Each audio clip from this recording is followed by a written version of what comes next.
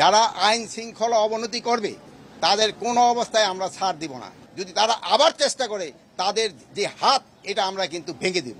এই যে ঘটনা ঘটছে এই জন্য আমরা একটা উচ্চ ক্ষমতা সম্পন্ন একটা তদন্ত কমিটি গঠন করব এবং এটা আমাদের সহকর্মীদের সাথে আলাপ করার পর। দ্বিতীয় প্রশ্ন হলো আইন শৃঙ্খলা কোনো অবস্থায় অবনতি হতে দেওয়া যাবে না। আমি আপনাদের সবাই সহযোগিতা চাচ্ছি। যারা আইন শৃঙ্খলা অবনতি করবে তাদের কোনো অবস্থায় আমরা ছাড় দিব না। আমরা কোনো অবস্থায় তাদের ছাড় দিব না। আমরা কোনো অবস্থায় তাদের ছাড় দিব না।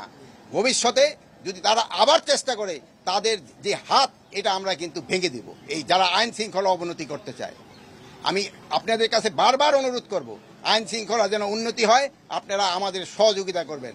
আমাদের আইন শৃঙ্খলার যে বাহিনীগুলি রয়ে গেছে তাদের সাথে সহযোগিতা করবেন, প্রশাসনের সাথে সহযোগিতা করবেন, জনগণকে বুঝাবেন যেন আইন শৃঙ্খলা পরিস্থিতি অটুট থাকে এবং ভালো থাকে এবং আস্তে আস্তে যেন আরও উন্নতি হয়, এই চেষ্টা আপনারা করবেন। আপনারা সব সময় আমাদের পাশে আছেন, ভবিষ্যতে আপনারা থাকবেন। আপনাদের এই সহযোগিতা আমি সবসময় কামনা